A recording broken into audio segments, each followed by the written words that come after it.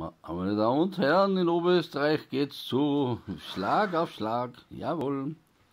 Ein Oberösterreicher, ja, wollte Weihnacht spielen, ja. Er spielte Weihnachten, krallte auf das Dach hinaus, es rutschte ein Kamin runter, ja, auf einmal blieb er stecken, ja. Ja, das ist ein Oberösterreicher, ja, gewesen, ja.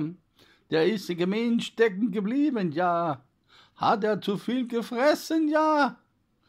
Aber hat noch Glück gehabt, ach ja, denn die Feuerwehr war da.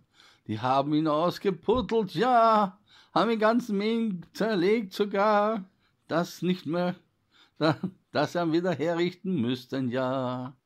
Ja, der Weihnachtsmann, das war vielleicht eine Ehre dann. Ich hoffe, dass er im nächsten Jahr nicht wieder so was spielen kann. Denn der Weihnachtsmann bringt keine Geschenke durch den Kamin auch dann. Er kommt da durch die Tür rein. Das weiß doch heute jedes Schwein.